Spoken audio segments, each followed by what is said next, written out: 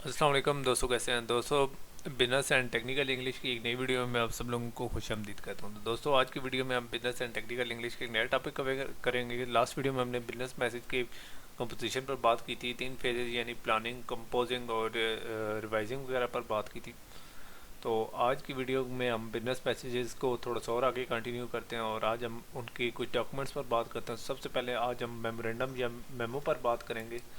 तो आज की वीडियो में हमारा टॉपिक होगा मेमो, ठीक है। इसके बाद नेक्स्ट वीडियोस में हम लेटर्स और 3-4 वीडियोस में हम ये टाइप्स ऑफ बिजनेस लेटर्स या बिजनेस कम्युनिकेशन को हम कवर कर लेंगे, ठीक है।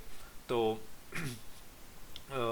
मेमो क्या होता है और ये हमारी किस काम आता है। अमूमन जो इसकी फार्मल डेफिनेशन है वो ये है कि ये ब्रीफ इनफॉर्मल रिपोर्ट होती है, ठीक है। तो ये होता क्या और ये किस लिए यूज़ होता है, ठीक है।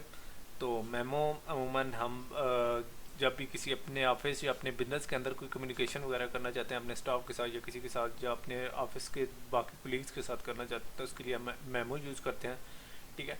तो मेमो हमारा किसी भी डिपार्टमेंट या किसी भी ऑफिस के अंदर या किसी भी बिजनेस के अंदर इंटरनल कम्युनिकेशन के लिए लेटर यूज़ होता है जिसको हम मेमो कहते हैं, ठीक है।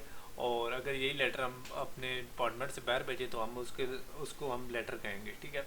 जब इंटरनल कम्युनिकेशन को हम मेमो कहेंगे जबकि एक्सटर्नल कम्युनिकेशन को हम लेटर कहेंगे, ठीक है। तो ये यूज़ क्यों होता है, ठीक है। तो ये अमूमन हमारा रिकॉर्ड पर्पसेस के लिए यूज़ होता है। ये जो हम लेटर अपने ऑफिस वगैरह में जो देते हैं वो रिकॉर्ड के लिए यूज़ होते हैं ताकि हम कोई अपना मैसेज कम्युनिकेट करना चाहते हैं या कुछ करना चाहते हैं तो वो हम रिकॉर्ड कर देते हैं, ठीक है।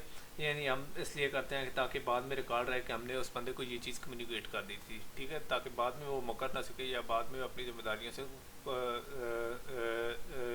यानी एजिटेट ना करे या बाद में रूगरदानी वगैरह ना करे, ठीक है। तो ये अमूमन इसकी मदद से बहुत सारे डिपार्टमेंट्स के लोग या बहुत सारे डिपार्टमेंट के हेड्स आपस में कम्युनिकेट करते हैं, ठीक है। और इस तरीके से उनके दरमियान एक कम्युनिकेशन चैनल बन जाता है, ठीक है। तो जो आपस में कम्युनिकेशन करते हैं किसी भी ऑफिशियल या डेमी ऑफिशियल चीज़ के लिए तो वो अमूमन मेमोरेंडम के थ्रू करते हैं, ठीक है। तो ईमेल मैसेज अमूमन आज के दौर में मेमो की जगह उन्होंने ले लिया, ईमेल वगैरह की जाती हैं, ठीक है, किसी भी काम के लिए, ठीक है। तो मेमो अमूमन इंटरनल पर्पसेस के लिए यूज़ होते हैं क्योंकि ये इंटरनल कम्युनिकेशन है। तो इंटरनल पर्पसेस हो सकते हैं, मतलब कौन कौन से पर्पस हो सकते हैं, मतलब हम किसी से कोई इन्फॉर्मेशन मांग रहे हैं तो उसके लिए मेमो यूज़ करेंगे। इसके अलावा हम कोई अनाउंसमेंट कर रहे हैं तो उसके लिए मेमो यूज़ करेंगे। इस तरीके से हम अपने डिपार्टमेंट की पॉलिसीज़ नहीं लाए हैं, उनको आउटलाइन करना चाहते हैं या उनको दोबारा रिकॉल करना चाहते हैं, लोगों को दिखाना चाहते हैं, तो उसके लिए हम फिर मेमोरेंडम यूज़ करेंगे। इसके अलावा मिनट्स ऑफ मीटिंग्स होते हैं जो कि नेक्स्ट वीडियो में मैं आपको मीटिंग के डॉक्यूमेंट्स में बताऊंगा। तो मतलब किस मीटिंग में क्या हुआ है मिनट्स में अमूमन यही डिस्कस होता है, तो उनको ट्रांसमिट या उनको लोगों के अंदर सर्कुलेट करने के लिए हम मेमोरेंडम यूज़ करते हैं, ठीक है। तो पहले बात कर लेते हैं मेमोरेंडम की बॉडी के बारे में कि एक जनरल बॉडी के बारे में बाद में आप लोगों को एक टेम्पलेट दिखा देता हूँ, ठीक है। तो टेम्पलेट्स के मेमोरेंडम की बॉडी ये है कि पॉइंट्स इंपॉर्टेंस के हिसाब से ऑर्गेनाइज किए जाते हैं, ठीक है।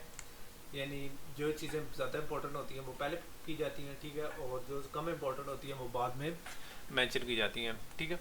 यानी जो हमारी की स्टेटमेंट्स हैं या जो इंपॉर्टेंट पॉइंट है वो पहले मेंशन किए जाते हैं और उसकी डिटेल वगैरह बाद में की जाती हैं, ठीक है, जो कि मैं आप लोगों को टेम्पलेट में दिखा दूँगा, ठीक है। और उसके अलावा अमूमन हमारे जो मेमोरेंडम वगैरह होते हैं वो एक ब्रीफ समरी के साथ शुरू होते हैं कि हमारे मेमोरेंडम में क्या है।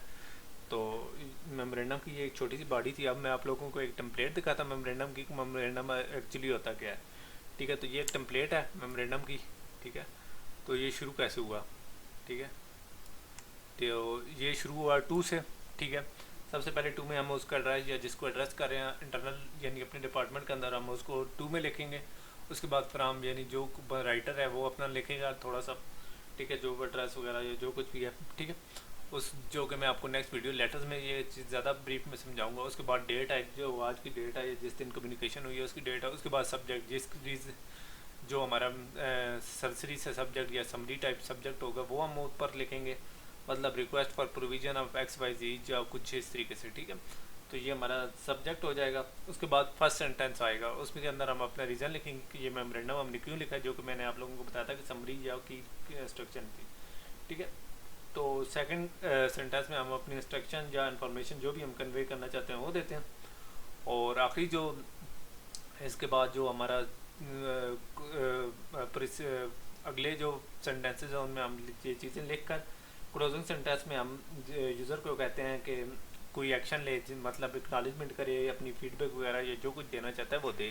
यानी हम क्लोजिंग सेंटेंस में एक्शन जो कुछ रीडर से चाहिए होता है वो करवाते हैं। ठीक है, रीडर ताकि एक्नॉलेज कर दे। तो ये था हमारा मेमोरेंडम या मेमो के बारे में छोटी सी डिस्कशन। ठीक है, नेक्स्ट वीडियो में हम लेटर्स पर थोड़ी सी लेटर्स पर बात करने से पहले मैं कोशिश करूँगा कि थोड़े से मिनट्स जो मैंने बात किया वो मीटिंग के डॉक्यूमेंट्स के बारे में थोड़ी सी बात कर लूँगा नेक्स्ट वीडियो में।